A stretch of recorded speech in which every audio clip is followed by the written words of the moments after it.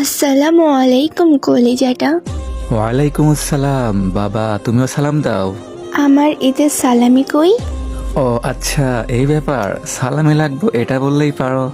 আচ্ছা ওয়েট করো, পাঠাচ্ছি আমি, ওয়েট। আচ্ছা জলদি পাঠাও। ওই দেখো পাঠাই দিছি সালামি। আচ্ছা দেখতেছি, ওয়েট। আচ্ছা ঠিক আছে।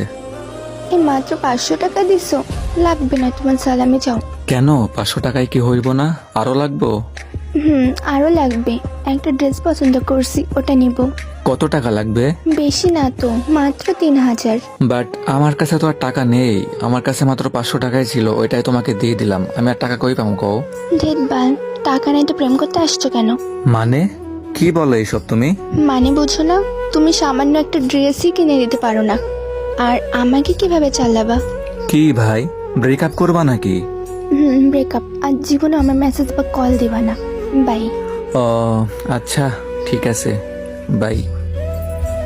ভাই আসলে কিছুই বলার নেই, মেয়েরা কিন্তু আসলে টাকা ছাড়া কিছুই বোঝে না। তাদের কাছে ভালোবাসাটার কোনো মূল্যই নেই, টাকাটা তাদের কাছে বড় হয়ে গেল। এ কি, ওই দেখে আমাকে আবার অ্যাড দেয়, দেখি এবার আবার কি কয়। কি হলো, আবার অ্যাড দেন কেন?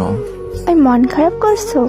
না, মন খারাপ করা কি আছে, আমি তো ব্যর্থ একটা ছেলে। আপনার ইচ্ছে আপনার শখ আমি পূরণ করতে পারি না, আমি তো আপনার যোগ্য না।